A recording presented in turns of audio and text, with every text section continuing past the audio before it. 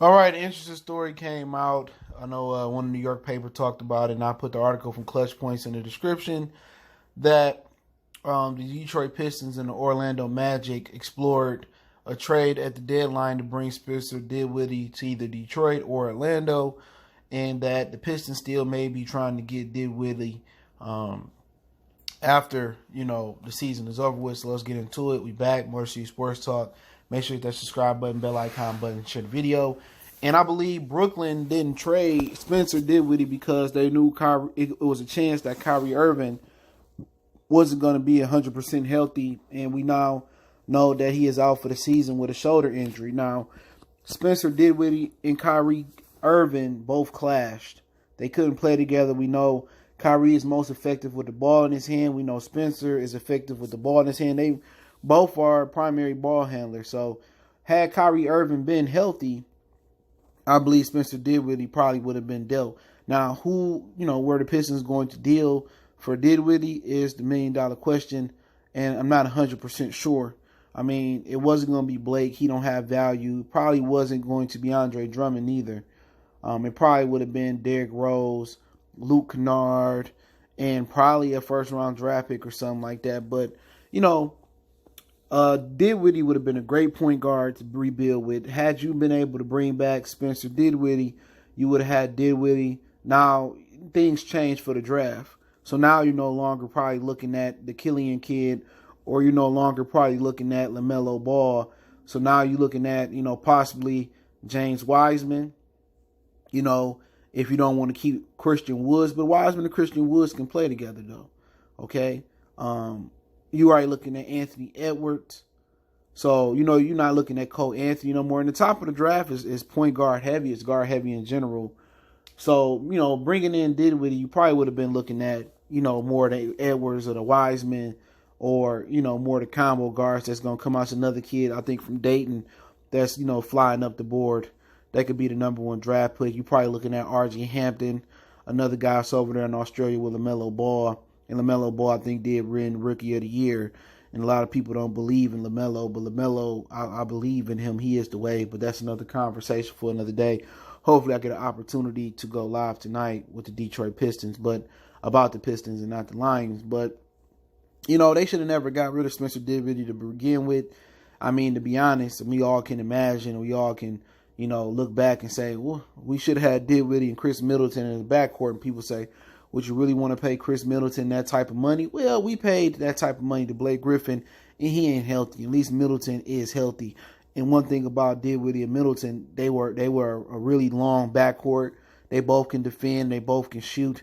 And I think they would have played well off each other. And I think you still would have Andre Drummond, because I think with that core, with Middleton, Dinwiddie, and Drummond, and I don't even probably think you get rid of Tobias at that point, but with that core, I think the Pistons would, been more of the mode of today's NBA, because you have, have good guard, you got a wing, and, I think it would have been a more competitive basketball team. But, they still can explore a trade for Dinwiddie, okay?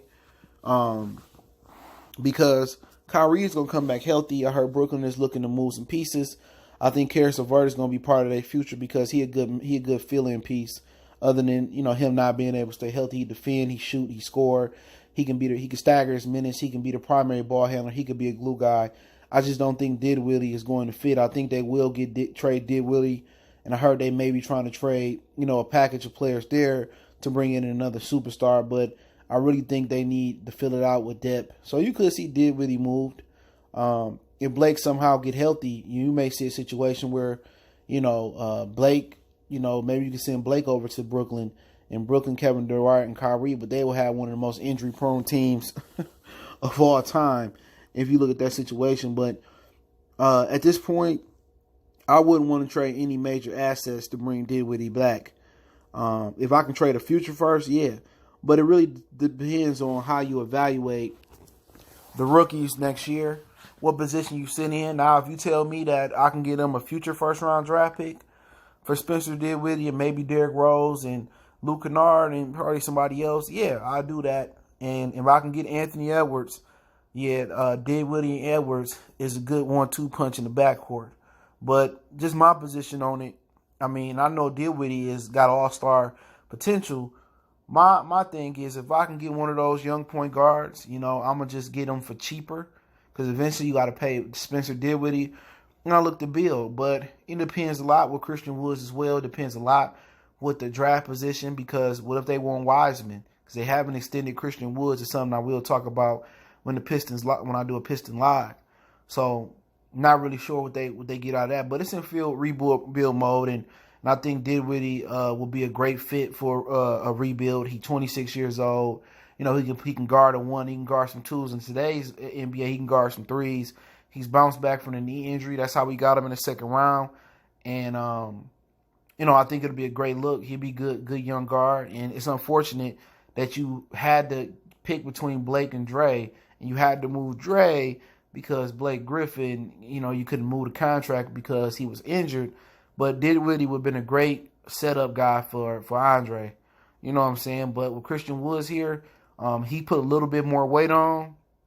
I think Woods and Dinwiddie would be nice. I mean, Woods and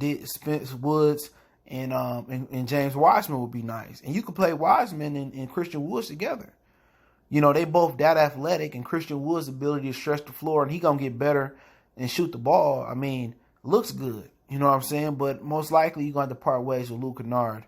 And I don't think anybody is mad at this moment. Luke Kennard stay injured.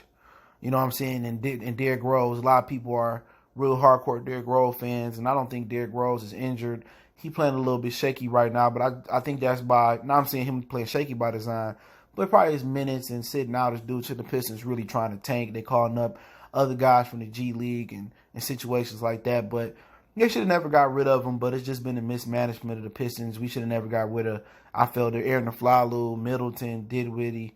I mean, and, it's just been that culture about the Detroit Pistons.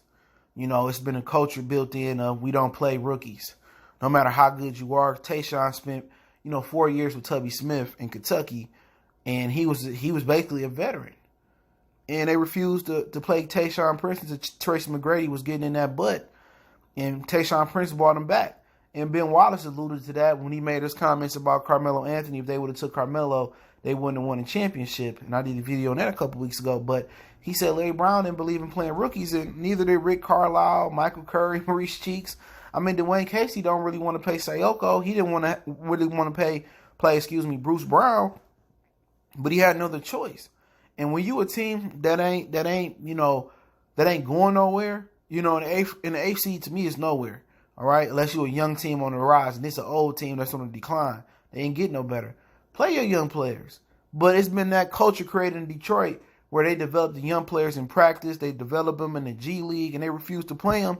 And the Pistons developed them, but these players go somewhere else and glow up and become really good players, and they got to play their young guys. In a rebuild, you can't just sit here and play Brandon Knight and play all these old dudes.